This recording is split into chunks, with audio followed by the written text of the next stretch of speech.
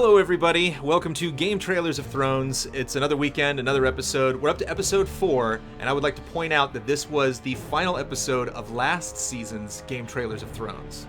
So if we make it to episode 5, then we're just total new territory for us. But I am again joined by Mr. Marco Rosado. Hello. Mr. Ryan Stevens. Yo. And Mr. Jeremy Hoffman. Hello, hello. And I am Brandon Jones, and we are all fans of Westeros and George R.R. Martin, and the crazy show that he has spawned on HBO. So we're going to talk about last night's episode, Oathkeeper, and we're going to watch it and point out some stuff that we liked and didn't like. Definitely an episode full of lots of imaginary stuff that the show The runners fan fiction episode. Yeah, exactly. Lots of interesting scenes. Before we get into anything specifically, what really stood out for you, Marco, about last night? I'm the only one who thinks this, but I really like Brienne's scene with Jaime. Like the whole, it just, I know it wasn't like that exactly in the books, because in the show they kind of make her like be in love with Jaime, and I don't know how much in love with Jaime she was in the books, but yeah, I think it was really cool, and the armor was fucking epic.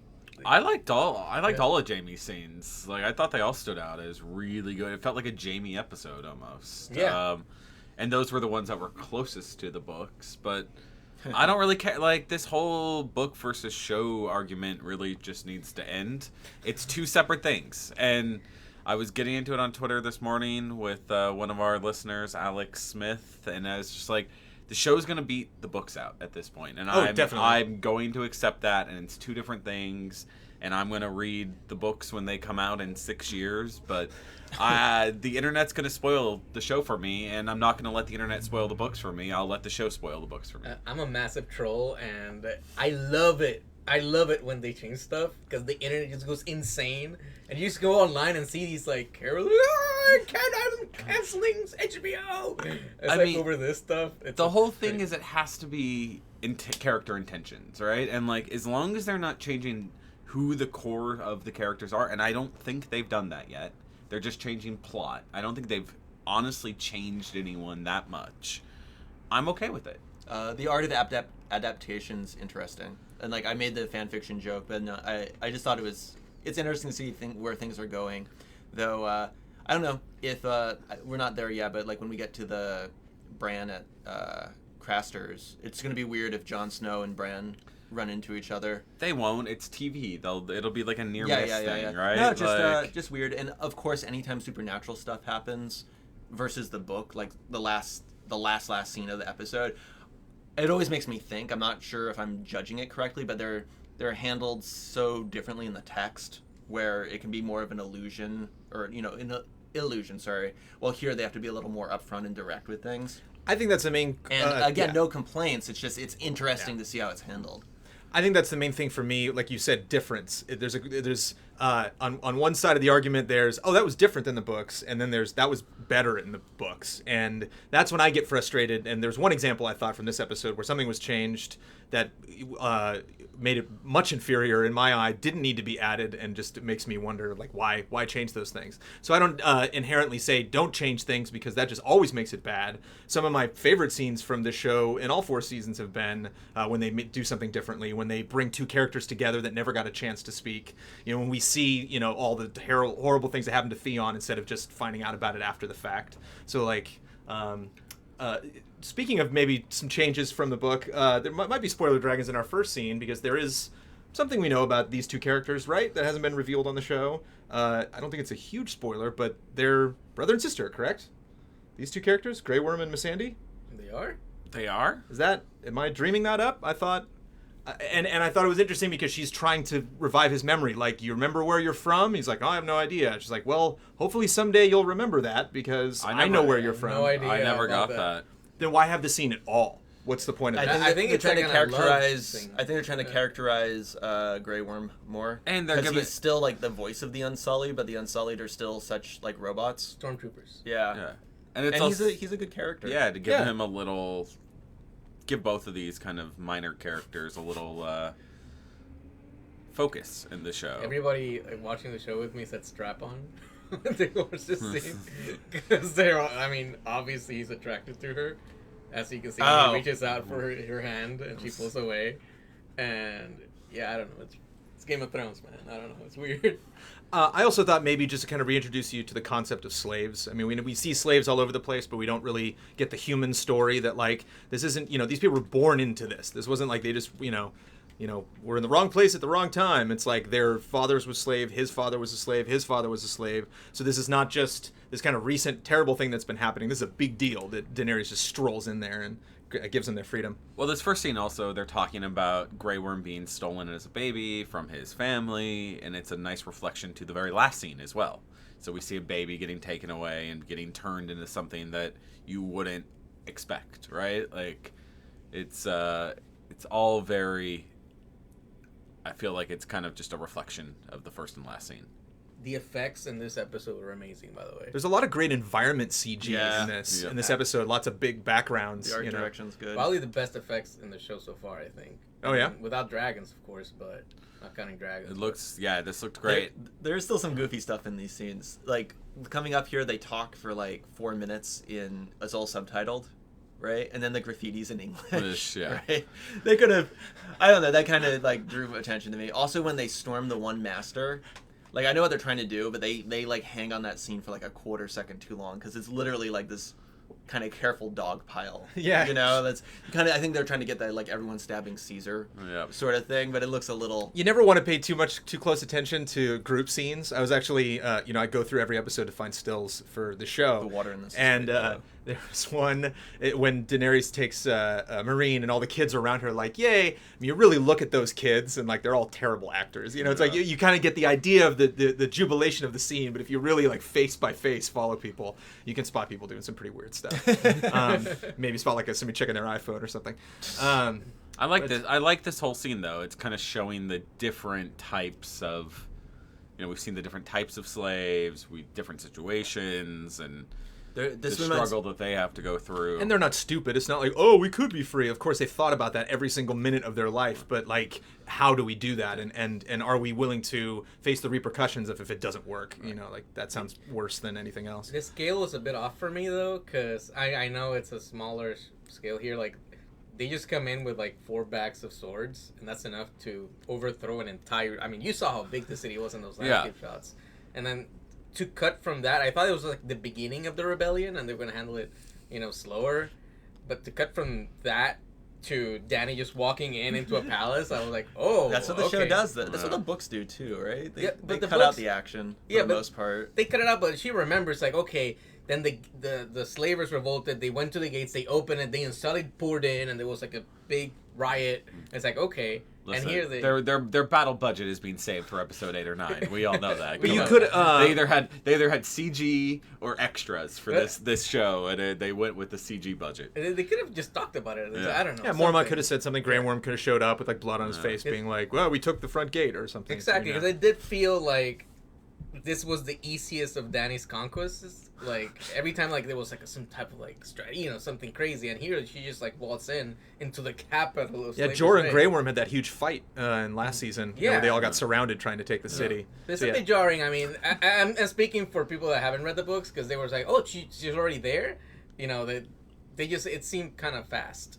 You could have just subtitled this. I didn't think about that. Yeah, the blood on the wall. I think it would have been better. I laughed as well. It was pretty funny. Have it say something and then just subtitle Kill the Masters. Though, I wonder what it says. This is where, I guess in some like ancient Roman text there was a thing where they talk about how the slaves outnumber the masters like 3-1. Like there was someone in the ancient Roman Senate was like, oh, maybe we should make the slaves dress different, and then they like did the math and like, no, we're gonna. Because it'd be way too obvious, right? Oh, the collars. I thought it was kind of an interesting, little mini history lesson.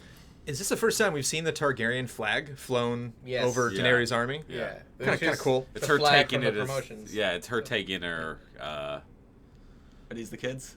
Yeah. No, but it's like... I'm a Flintstone. It's her taking... Like, this is her capital, right? She's gonna settle down for a little while and rule. Mm-hmm. It did feel also for people that, again, speaking for people who haven't read the books, I know there's pyramids everywhere, but in the close-up shots of Marine, it seems kind of like King's Landing almost. Like the streets, like, I think they shot it in the same city, did they? I don't know. No? Yeah, once you get into like really tight corridors between buildings, you can probably pull off any old city. Yeah, I guess. That's probably like the same corner that we saw, Oberyn and Tyrion speaking earlier in the season. Who knows? Again, like imagery of Marine is, I love it, especially like those landscape shots. You just, Yeah, go ahead. You brought up a good point, Hoffman, because you know they're rushing through Daenerys' story very fast, and so you said something to the effect of she has her capital now. She's just going to kick back and rule. Like, do we think that's what's going to happen with her character? Like, are they going to start stretching this out a little bit more as they let other characters catch up? It's not a huge spoiler, but at this point in the books, this is really the last city she's in. She stays here. Like at this point, you know, in the books 5 or 6 and 7, she may move on, but where we are in the books, she's still in Marine in 4 and 5. So who knows? This is also a 10-minute scene, and I know she wasn't in episode 2. She was out. Yeah, she hasn't been in a couple episodes. So I'm thinking with this scene being kind of long, I'm curious if maybe she's just gonna not bow out of the season, but maybe I think we're gonna see a little more dragons. But I think maybe they're gonna slow her story down because her story is gonna wrap up with someone else's story, and his story is pretty stalled at this point. And they're so far apart from each other geographically from all the other stuff happening on the show that you're not going to really bump into some story his issues. Wrist, that shot was weird. He's like crucified into his own stomach or something. Yeah, that doesn't look. They nailed through so he couldn't get his. Ugh. That seems uncomfortable, and I like the wailing Barristan tries to screams. step in like that. I mean, this is we won, we're fine. She's like And I love they use that line a lot in the promos. I will answer injustice with justice. Wow. This is the new King's Landing, I feel. Like, King's Landing stories are kind of winding down, if you kind of, like, get the feel for the show. And a lot of stuff happens later in Marine, and I think they're establishing this new throne room, and this new Capital place. City, it's going to be her kind of anchor for a while. You can shoot on the same streets. You just swap out the flags and people's costumes, and boom, you name that city. Speaking of King's Landing, we're back in King's Landing with Bronn and Jaime training. Our first Jaime scene, we mentioned that Jaime's featured a lot in the show. I thought a lot of the scenes did a good job of suggesting the next scene. So he tells Jaime, go visit your brother. He goes to visit his brother. His brother mentions Sansa. We go to Sansa. Yeah, this one felt very... Not that they don't all feel that way, but this one feels very crafted. Like, each scene really pays off into the next scene. Where a lot of times it's a lot more jumping around. Mm-hmm. And I like this reminder of Jaime being summoned to help his brother at the Eyrie in season 1. This is something that people from the show who can hopefully kind of take some pride in knowing all of these events that happened.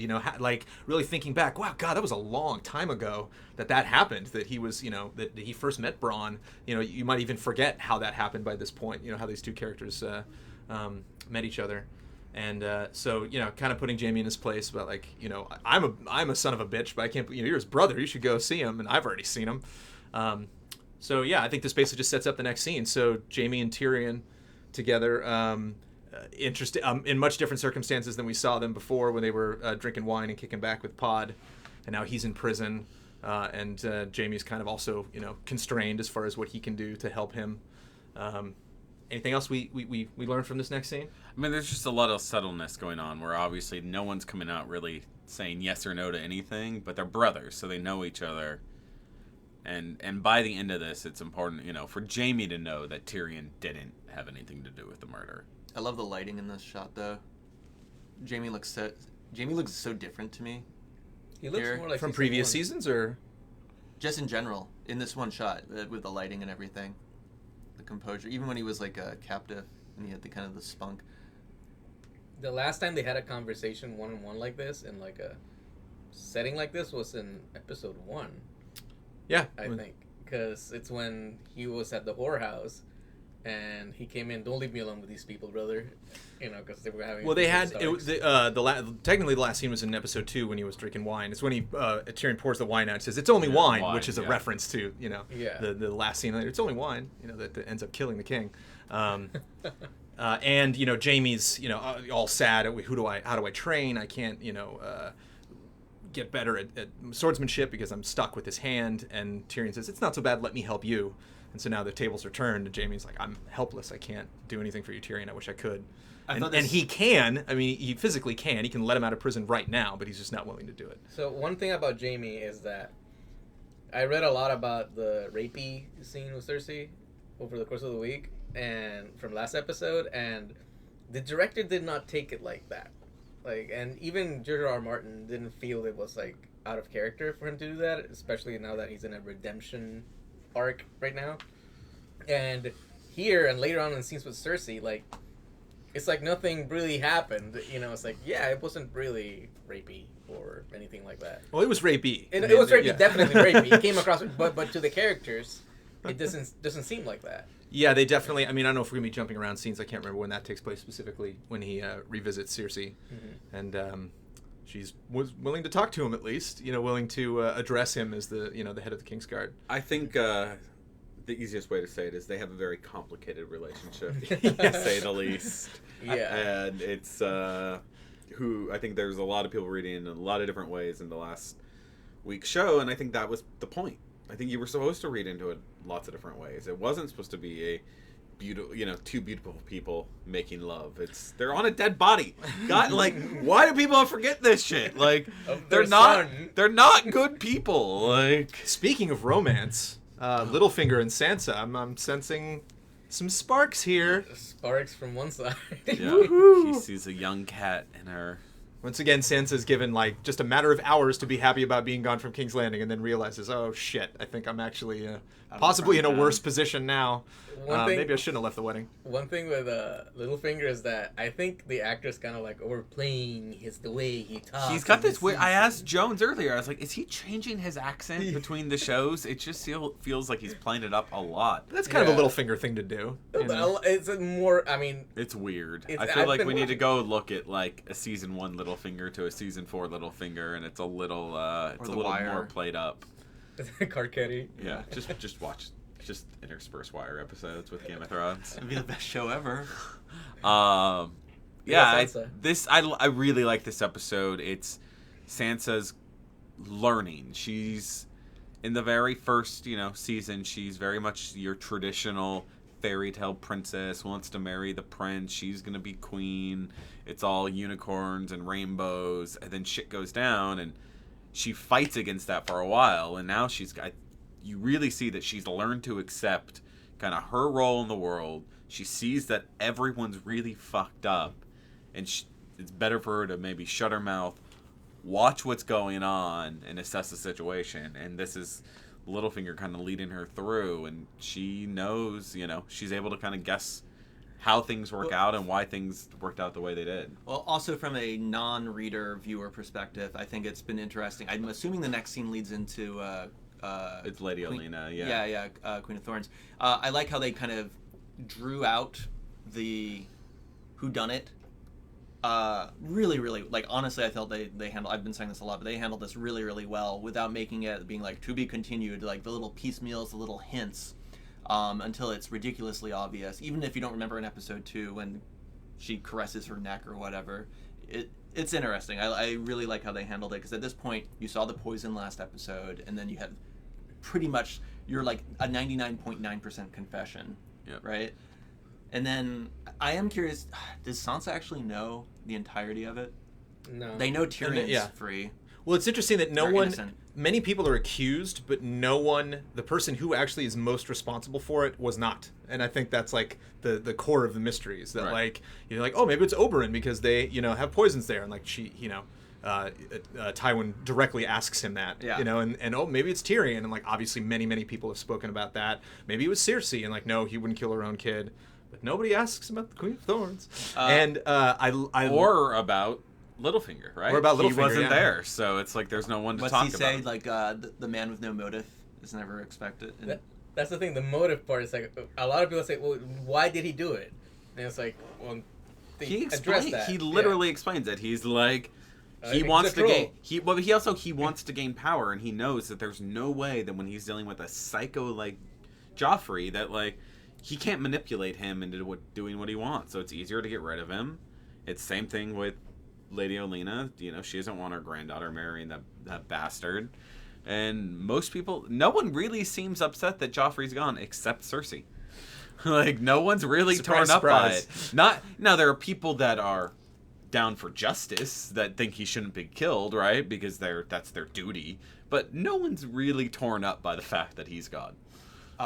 Super quick. I love the line where she talks about how she's sick of walking through these gardens. Especially after the South Park episodes. Yeah. Where the Gardens of Betrayal or whatever when they were parodying it. I thought that worked pretty well. I like that the I don't think that line was in the book, but I like how they kind of picked up on a little self-parody right there that works without breaking the fourth wall or anything like that. I'm surprised Varys isn't in this episode. Like, it seemed like an episode that Varys should have something to say about everything that's happened, and he's like been off picture since the wedding. So yeah, ever since the crime, and he seemed to be very nervous, during the proceedings of the wedding. So it's interesting that we haven't touched base with him again. You were mentioning the Greyjoys. It's like there's so many characters that we could easily see. So every time, again, with Grey Worm and Missandei, like to start the show with that, it's kind of like, okay, this better be damn important, because obviously there's lots of people who have very important things potentially to say about the proceedings, and we could easily go to them and they could continue the story at any point. I think the writers, though, know that they're working in a very, very complicated world.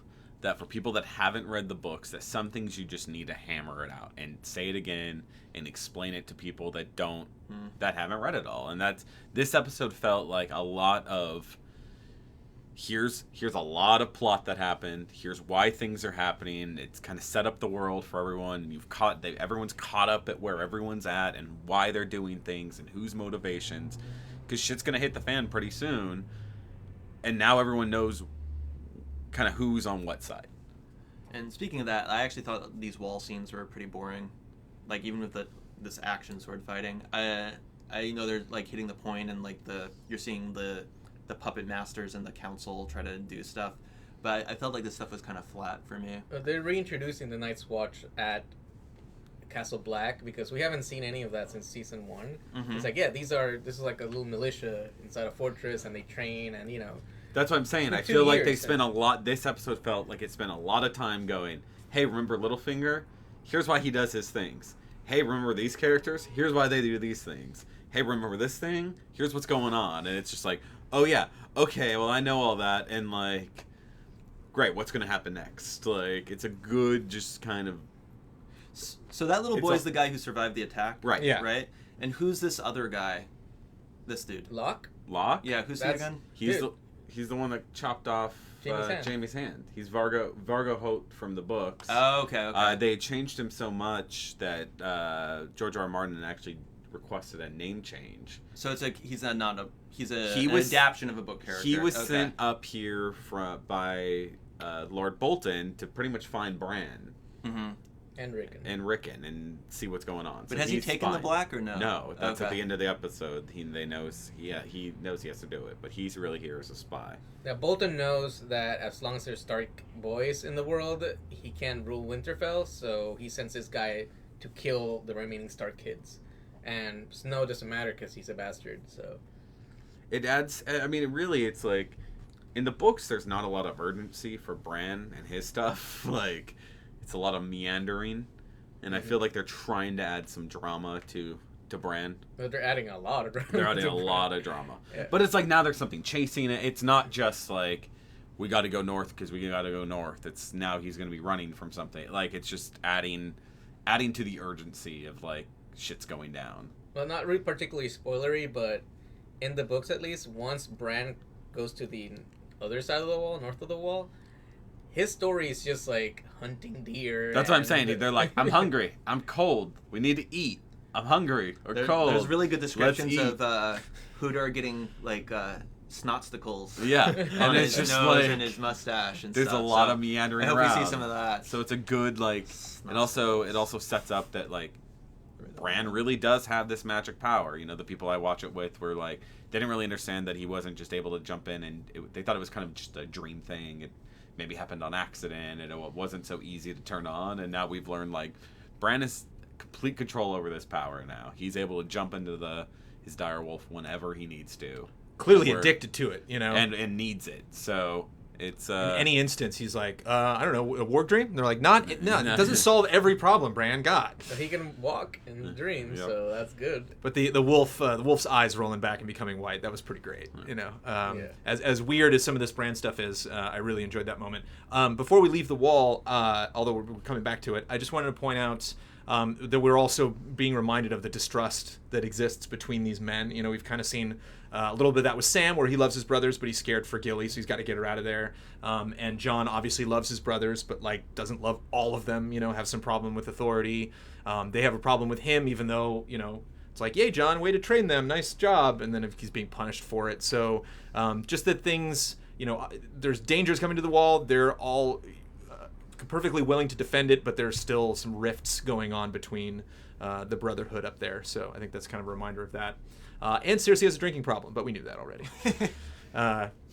So again, she in the books, it's great. She slowly starts complaining about like how her outfits are tighter and she's getting stuff tailored, and they never come out and be like, oh, you drink a lot of wine so you got a little fat. It's just like this, like, something's different, and I love it. And I love that she's turning into Tyrion now, right? Like every single scene she's got a glass of wine and gets a little sloppy. Yeah, in the book, you see her inner monologue in book 4, I think it was, and you really hate her character. Like in the book, it's like, you're so stupid. How can you think like this? And this actress does Lena Headey is her name? Yeah. She does a really good job at portraying that stupidity, like that someone naive with power. Yeah, it's not even stupidity. It's just like oblivious to the world. Like, just because she has a title and a Lannister name, thinks she's going to be able to do what she wants, and doesn't realize like how much shit's actually going on around her that she has no control of. So one thing that I know you hate Sansa, Ryan, and Killer. Yeah. Hate Sansa, loves Kitty Pryde. So Ellen Page. Everyone asks, where is the Sansa story going? And I think that there's the probability that Sansa, when she matures, Are we spoiler dragging this now? Right. Are we talking book? Or are we talking show? I think he's making and it's from the show. Okay, It's purely from the show, because you see how Cersei, she lived with Cersei for like a year or two in the show at least, and she's seeing the world through Cersei, through Littlefinger, through all this manipulation and stuff, and could she potentially become someone like Cersei in the future, that she starts drinking, because all this bad stuff happened to her, and then she starts abusing power, because no one really knows where the Sansa stuff is going, and they spend a lot of time on Sansa in the show especially. So could we see Sansa become someone like Cersei in the future? Well, she's kind of like a poor man's Daenerys. Like Daenerys is put in the same example, extremely naive, like didn't understand how anything worked, was kind of thrown into a position of power. But Daenerys has very, very strong principles, and it is in a part of the world where you kind of have to kick ass or get run over. And maybe we'll see her in a position of politics later on. Where she, because Arya obviously doesn't want that. Tyrion doesn't want that. A lot of these people are like, I'm sick of this stuff. Or like maybe she has the temperament for it. I really like Sansa's line where she said, "Well, I know Tyrion didn't do it." And Littlefinger says, "Why?" She says, "I know. I just know. I don't need anybody to confirm that for me anymore. I can believe things on my own. I don't need to just nod and smile when someone tells me how the world works. I know. I'm starting to understand how it works." Well, it also proves she has intuition, right? And that's what he knows. Like, you have to... Having all the secrets about everyone only gets you so far. You have to be able to kind of play people, and Littlefinger's really good at playing people. And he's... we see from Sansa that she's realizing that that's a possibility as well. Not to jump completely to another scene, but we've moved on to the late night booty call in the King's Chambers. This is some good fan fiction. Between Tommen and Marjorie. Tommen had aged for this, and I'm glad that they, instead of it being like, a 7-year-old or something, they're like, he's a little older, let's acknowledge this character's a little older and should probably be at least a bit player instead of just a proper noun on a page. And she's so great. I mean, I could watch her do anything. This is an example of being different boys. than the books. It's like, I like this scene. This was not in the books. It was not suggested that this happened. I totally buy that it did, so this is a good addition. It's also really interesting juxtaposed from the previous scene, where it's basically, how many men do you have posted at his door? Is she coming through the normal way, or is it like a secret passage or something? I couldn't really pick up in the darkness. I think that's the front door, because he asks when it opens up. He says, "Who is that?" Because someone's coming through my front door. No, she asked how he got that's in the books, though. But he asked how he got past the guard. The guard. Yeah. But also, so in the books, she invites him over for like tea, and they like play as like a little kid. This was like I think this was a great way. It also proves that, like, once again, like, Lady Olenna is a plotter. Like, she knows how to get what she wants. She knows about manipulation, and she's passing some of those traits on to her granddaughter. And she's already like level 20, right? She's already grinded a bunch. She's like, gonna marry the gay king. Okay, I'm gonna marry the horrible king. Like, Right. I think there was a line last time. It's like, one of my husbands was gay. The other one was poisoned to I'm death. cursed. Yeah.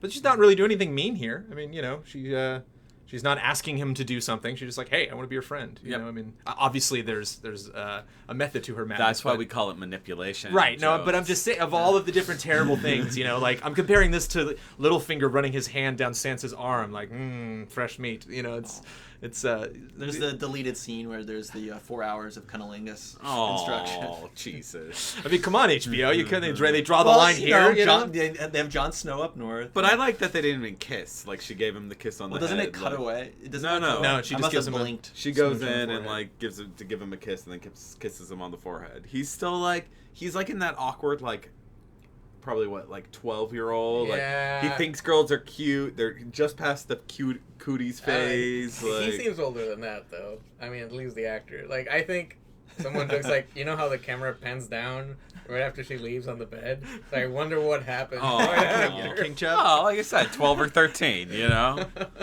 You look at his face, like, all right. It's all about Sir Pounce.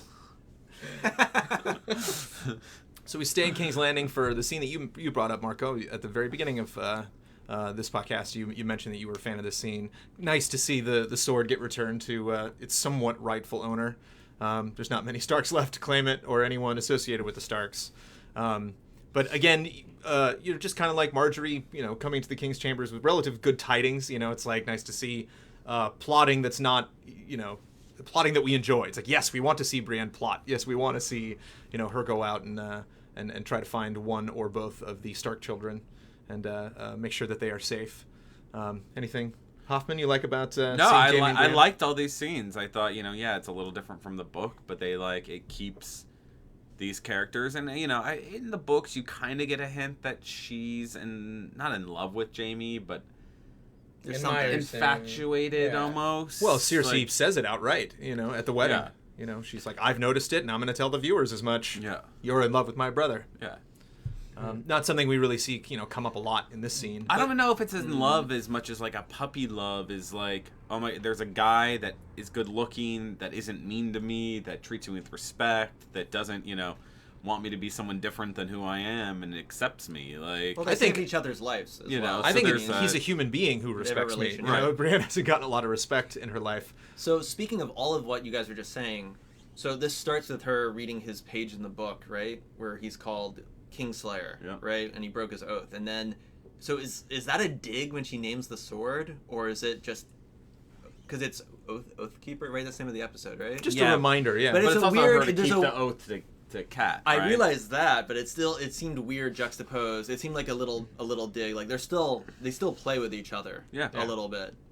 It's interesting. They have a complicated relationship. I don't know if the love thing is particularly there, but love is a complicated relationship. I wouldn't say puppy love. She got a legendary sword. She got epic armor. yeah. Like her stats are through the roof after this episode. microtransactions. She didn't get.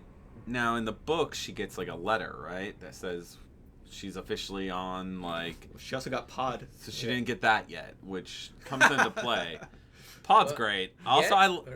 I like that he wasn't following her. I like that this was kind of like plotted and put together, and that, you know, Bronn's looking out for Pod here. He knows that it's someone that Tyrion respects, and Pod's in over his head in King's Landing. Is probably going to get screwed in this in the court.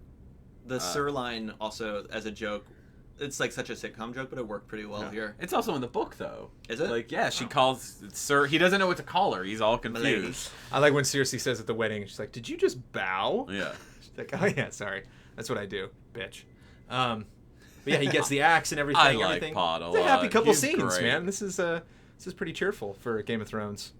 We don't see characters smile that often. Truthfully smile. But yeah, so she goes off on her journey, and then this takes me to the big thing in this scene that was in this episode that was added that I didn't like, and that is Sam telling Jon about Bran. Jon didn't know about Bran in the books. He had no effing idea, and that really changes it for me. And I could see it's like what's more dramatic, him not knowing at all, and you like screaming at the book or screaming at your television, being like, "This is terrible that he doesn't know that his brother's still alive, that he assumes that he died at Winterfell," or he's stuck in the at the wall, and he can't do anything about it. And I'm guessing that's what the showrunners wanted, is that like, oh, imagine that though, if he knew and was there and couldn't help his brother. But I like that he didn't know. Is there a reason in the books that he doesn't know though? I don't remember. Because it sucks. He promises, right? Bran told him, like, don't tell John, otherwise he'll come after me. I don't want anyone coming after me. Yeah. I think in the show what they did is that, hey, we want Jon Snow to have like a secondary motive to go to Craster's Keep, and in this scene they established like, oh, Bran might have stopped by at Craster's Keep, and those mutineers are there. If they run into Bran, which happens, he's gonna be in trouble, and this gives him like a secondary mission objective to go there and not only Side quest. Yeah, like a side quest. Like not only before you leave the hub city, you got to get all the secondary quests. You can't just get the one main, or you're gonna miss out. Yeah, but he's gonna miss a couple of achievements. you get like there's more layers to John wanting to do this than just save the, hold the wall against the wildlings, for example. That seems like a really big thing. I didn't need anything else. Like, yeah, I know, it's like the defense of the entirety of Westeros continent. It's like, it's not that big. Maybe his little brother's in danger. That'll help him. I think we were talking about this before. But no one else believes him. Like, there's like 6 dudes here that believe that the entire continent's gonna be doomed. At the same time, like, they're making stuff up for John, because in the book, this arc doesn't happen like this, and it doesn't happen at all. Yeah. And John nothing really happens between him getting to the wall with all those arrows and what happens next. What happens later. Yeah. So they need to we need something to happen. It also shows John kind of gaining his faction within the Night's Watch. He's becoming a leader. He's not just a steward. He's multi-skilled, and that was obviously Mormont's plan, right? Like, he wanted someone like John to be able to lead, and it's not just about being a good ranger, it's about being a leader. And it starts showing John that, I did think it was a kind of a bit in your face, having, like, when they start standing up and then Locke stands up and the cello goes it's like, can't they hear the soundtrack? This is off, something's wrong. Because it was kind of obvious what they're trying to portray. My wife thought she's like, everyone's gonna stand up, but you only got about 6 or 7 people to join him. Dollar said. Yeah, I thought it was gonna be like Spartacus, like, I am Jon Snow, and everyone stands up to support him. No, because there's definitely people there that don't like him, right? There's sure. factions there, so. It is important that you know that. We're still hanging out at the wall here, but after this we go to Craster's Keep and further into HBO Imagination Land, as the show makes up all sorts of fun stuff to wrap out the episode.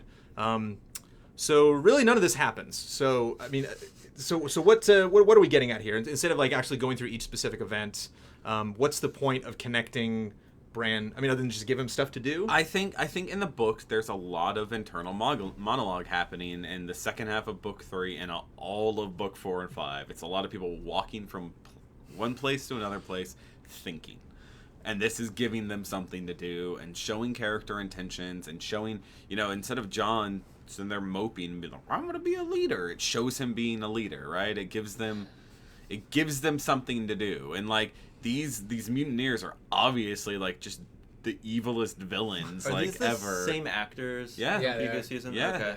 Okay. They see this guy, the main mutineer, he seems kind of a caricature. Oh, totally. Like, they all are though, right? They've gone crazy here, and it's. And I think that's what they're trying to play up, is the possibility if you're isolated for long enough, then you will completely go insane. But it also shows that Sam's fear is true. He's living with a bunch of rapists, murderers, pickpockets, and he doesn't want to leave Jilly just hanging around because, what's it, rape them till they die or whatever this dude says. It's like, they're awful people. They're not up on the wall. These are not, yes, there are the world's one chance of survival, but the world's one chance of survival isn't a bunch of good people. They're a bunch of criminals that no one's taken seriously for hundreds of years, and now shit's gonna hit the fan, and we're not gonna have a lot of people there to stand up for the rest of Westeros.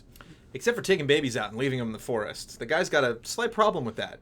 That's the line, He, raping women day and night. He's cool with that. But leaving the baby out there, I don't know. He just doesn't want to go out in the cold. He didn't want to put on another layer of jackets. There's that as well. Well, he's seen the White Walkers. I mean, he was ready to stab the baby. Like, he was like, "Oh, I gotta kill him," and they're like, "No, not this way." Like, yeah, it's a little melodramatic, right? it's totally melodramatic, but I think it's just showing, like, once again, like, this is a world of mostly assholes and darkness, and people are not good, and we've got a bigger concern with the White Walkers coming, and people are woefully unprepared for it because they're so focused on their own internal bullshit and fighting with each other when supernatural zombie horse riders are going to be coming down and plan on killing everyone. So they're going to turn all of your eyes blue. Had we seen smart White Walkers yet? Yeah. Oh yeah. In the books, they're very like, and in the show, they're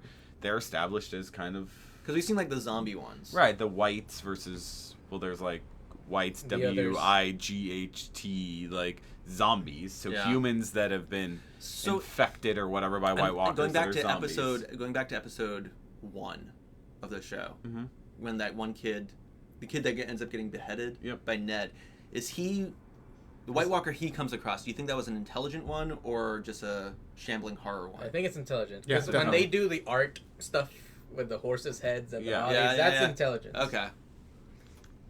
But yeah. Anyway, like jumping back to the Crafters thing, I think I feel like all this is plausible. Like, yeah, if the mutineers got their own thing, they would start raping women here and there, whatever. The one thing I didn't like was how the hell did they capture Ghost? It's a massive direwolf, and they just like caged him. Yeah, I don't remember like that never happened in the book or like in the show. They didn't even show it. Well, the same way Summer was captured, I'm assuming. Well, with the traps, I guess, yeah. But she was with John. Like we never see the separation. When John left to go over the wall, Ghost didn't go with him. He stayed with Sam.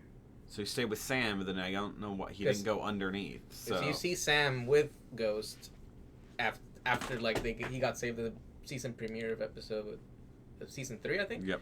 And after that, we don't see Ghost that much until now, which is kind of like, okay, there's Ghost. Well, they are separated for a while in the book, yeah. So it just we don't know how it's different. So at this very last scene here, so I like the fact, we see Bran warging. He obviously has complete control over his powers now. It's no longer a dream. FPS Steadicam. Yeah, we've got a very, this is it. Like, there's powers, and that's another thing we've been learning these last couple episodes, is the magic is real. Speaking of powers we might not understand, and this is kind of a subtle thing that's coming up at the end of the episode, but Jojen's not in good shape, and they don't really explain why. Why? He's had seizures before. Yeah, I can't remember he had it if once, right? If they've mentioned that before, that he has these I crazy thought they were dreams doing and he it on loses purpose. control. I thought he was faking it. No, I think he's got the weird seizures because he's having a vision, right? Yeah, he has the powers, green but he can't dreams, right? control Green them. dreams, Yeah, yeah. the green dreams. They don't explain the green dreams that much. They just show him inside Bran's dreams. It's like, okay, I guess, but I think the seizures still shows way of portraying, hey, this guy has powers, but unlike John, he can't, unlike Bran, he can't control them, yep. Yeah, so. It just shows how much power Bran has. Mm-hmm. But an interesting, that amidst all the crazy stuff that are going on, they take the time to show you, remember, Jojen has powers too. Remember, there's a reason his sister, protects them, and the two of them make a team, because he has similar visions. They don't really get into that. But yeah, Jeremy, you were anticipating talking about the final end of the climb to the Ice Crown Citadel. Yeah. So we see the Council of White Walkers. We see that, and I turn to my roommate who's also read the books, and I just look at him. I go, "Are we in book 6 right now? Where are we right now?" So this last scene with the sacrifice of the baby is new territory. It's obviously hinted at. Craster's wives in the book say that the White Walkers are Craster's babies. It's been hinted. Okay, so there's 13. It's Organization 13, right? Yeah, there's 13. From Kingdom Hearts, isn't that them? Isn't it with the They're chairs? wearing cloaks and Knocks through the everything. door. Wait, is there 13? Oh, yeah. 1, 2, 3, Yeah. 4, 5, 6. Oh, wait. So if there's 13, so the original, so this is the Night's King is the theory. The it's HBO, confirmed. well, they've changed it. Yeah, they so changed HBO, it, but hello. HBO put out an official synopsis last night that we see the Night's King. He has been talked about by a few characters, namely Old Nan, Bran, and I believe Sam.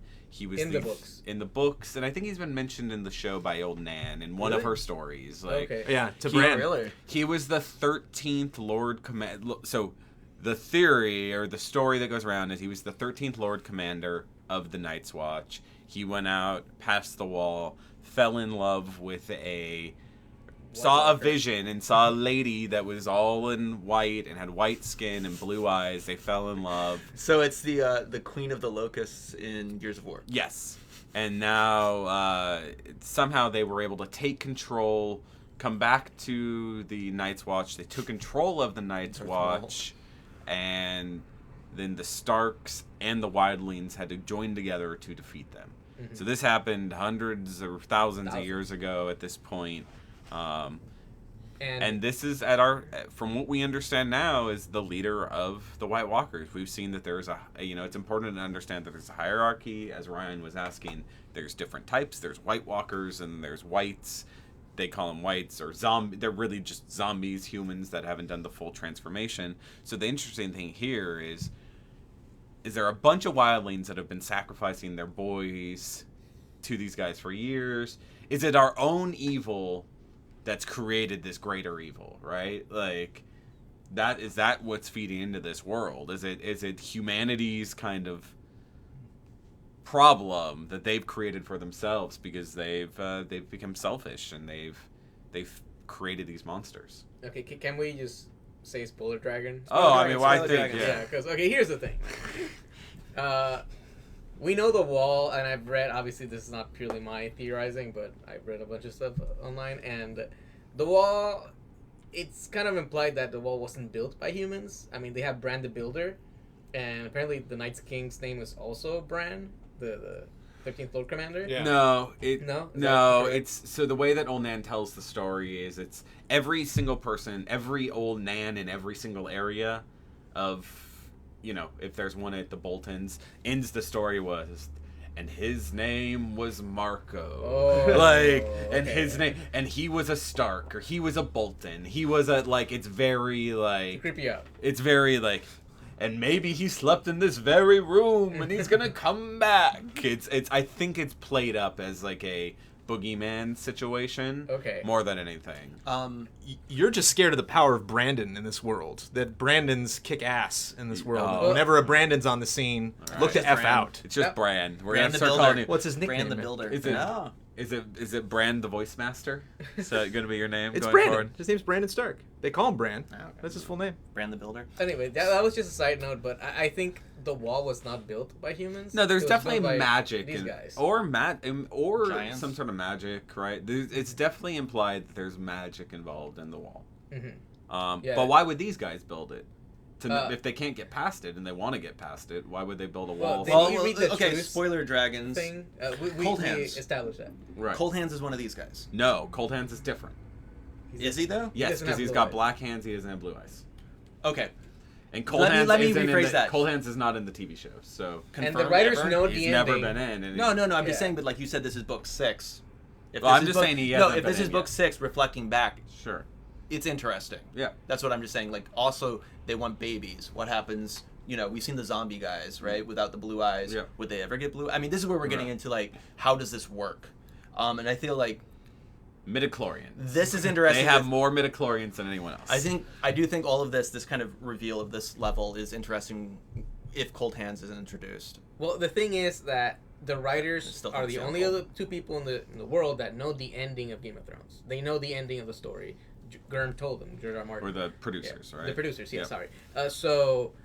And he's supervising this. He's reading the scripts. Yeah. He's signing off on this stuff. He's asked for changes. Like, they had Vargo Holt, as Locke was Vargo Holt, and he said, well, if you're getting rid of the lisp, you're getting rid of all the ridiculousness. Make him a different guy. Make him a different guy. So it's like, that's this argument of like, well, it's not official. It's like, well, it's not the same thing, but it's official. Like, this is the story that they're telling. It's going to be their own story, and the books are going to be different story. Well, the thing is that there's a lot of like little stories in the books, like just sprinkled throughout, and no one really knows which one is the important ones, the important stories. And through the show, if they're including these threads in the show, that means that ultimately they will play off at the very end of the story. And the producers knowing the ending, it's like, okay, George R. R. Martin just told us the ending. We know this is the bad guy. We need to establish him right now. So it's not like, oh, there's a zombie at the end. It's like, well, who is this guy? So people that read the books are now saying, oh, okay, so that Night King story is actually really, really important. Because it's so important they dedicated 5 minutes of the show for it. Yeah. And who knows how much later on. I mean, the one thing that we've learned from the books is that prophecies and visions are almost always real. And I think you could infer from that a lot of myths are also real, right? So this is a world full of magic, and people shouldn't be shocked when magic happens or magical things happens. And I think they're confirming that. This is a lot. This, like I said, like this episode felt almost like a season finale to me, where they're like, we're kind of setting everything up. Here's where everyone's at. Some big shit's been going on for the past couple episodes. We're reestablishing kind of resetting everyone's goals, right? We've gone back to King's Landing, we've gone back to our capital city, we've turned in our last round of quests, and we're picking up new quests and new side quests, right? If you want to talk RPG, right? So for all the people that say that, why are we doing this podcast when we're a gaming website, that's why. I just brought it back. It's a game. But it's like, it's very like, I think it's kind of resetting that next act, right? Yeah, and again, the Red Wedding and the Purple Wedding are kind of like the ending, sort of like the Lannister arc or the Stark arc, and this is kind of like starting to show like, okay, this is the second half of the play, and these are the main players. This is the main bad guy. Yep. These are our new heroes. That's why we see like Littlefinger's coming back. Dany's established herself at where she's at. Yeah, there's a lot going on, and I hope we see the Greyjoys. Even though they're not my favorite characters in the books, I think they're going to come into play. I don't know if we're going to see the Sand Snakes from Dorne. If anything, I think that'll be next season. And they don't really get important until after the battle or the champion fight anyways. So I think, we can't judge the show based on 4 episodes this season. I know people are angry. There's a lot of people, I'm going to quit watching. And it's like, you don't know what the intentions of these episodes are until you've watched them all. And you can't compare to the books. And, hey, this is way better than what would have happened if these were movies. I will say that the subtlety of the books really plays off magic really well. I think magic in the show feels like kind of like a roller coaster. Like something amazing happens, or something or it's just hinted at. And magic is almost always just kind of hinted at in the books. Like a lot of huge magical things. Like I'd have to have my friends tell me later, like what happened there, and they're like, oh, that guy was brought back from the dead, or that was a huge spell that just happened, or and a lot of that had to be clarified because it's not really played up a lot in the books. And so I think the only negative impact I could find that this happens on the show is it's like, oh, look, Sansa's on a boat going to the Eyrie. Oh, and there's this mighty zombie lord. And anyway, it's like, wait, no, that's everything. Why do I care about anything else if there's this huge council of super powerful zombies just waiting to destroy the world north of the wall? And that's why I said that's why I pay special attention to all of that stuff. Like when they had the Shadow kill Renly. Because in the book, it was like, was it from the Onion Knight's point of view? Yeah. He's like, what the hell's going no, on? No, Cat saw it, right? I don't know. That chapter was the Internet when he's like, the shadow actually spilled out. Yeah, he's like but everyone's like the shadow, like what's actually like even when Jon Snow kills the one zombie with like fire, it's like, was that guy crazy? Like what's going on? Like I hit him. There's still like it's like the reverse of suspension of disbelief. There's still like that little bit of skepticism, like maybe that guy just went crazy. But then you're presented with something like this, right? And there's no words, right? A lot of this is visual and open to interpretation. That's why I think it's really interesting. I'm still not entirely sure how I feel about this, especially the little fingernail injection thing, even though it kind of makes sense, right? Like, how does this work? Why does he want the boys? Blah, blah, blah. But it's interesting. I'm not going to pass any judgment at this point. I like the idea of thinking of this as book 6, though. I also think that, you've got in this world... But will this be a chapter in book 6? In this world, I feel like there's until book 5, you don't see magic really. Like you don't know that magic is real. Well, Melisandre was. But that's what I'm saying. By book 5, you're like The 'cause dragon even then, eggs. you're No, like, the first book was bookended by magic. Yeah. It was the White Walkers in the prologue, and then the dragons coming back. So to by life. book 5, you're not. By book 5, you know that humans, not just magical beasts, could somehow affect magic. When you see Melisandre's powers, you see Bran kind of really harnessing his powers, and now they're doing that earlier in the show. And I think it's just because they can't be vague. Yeah, They don't have time to be vague. Exactly. I think ultimately it comes down to like a lot of people are.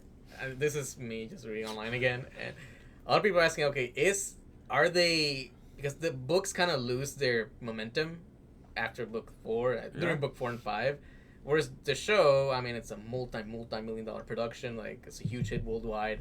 They can't afford to like, oh, let's slow down the pace a little bit. So they're just barring through, like they're just pouring in with all these new threads. Are they trying to make this an actual better told story? Well, I think the thing is, you can't, like I said, you can't have 7 different groups of people, because in the books you've got like Pod and Bran, you've got Arya and the Hound, you've got Bran, you've got Dan. You can't have all these people just walking around thinking. Like that's gonna make a really boring show. That's what the Lord of the Rings or the Hobbit movies are. It's a lot of people just walking, not doing anything, and those are boring. So this isn't a boring show.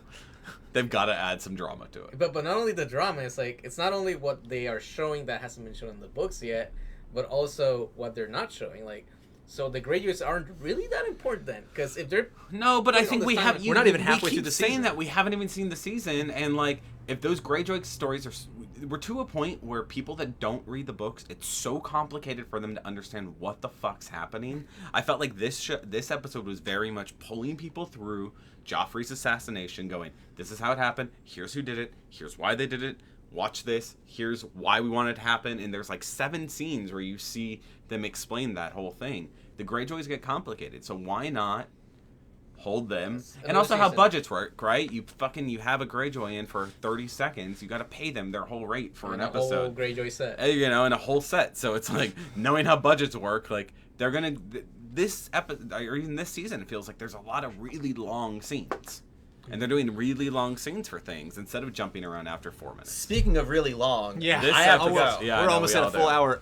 Not even halfway through the season yet. Episode 4, episode 5 is next week. We will return. Thank you, Marco. Thank you, Ryan. Thank you, Hoffman. Thank all of you for sitting there and listening to us talk about Game of Thrones. We appreciate it, and we'll see you next week.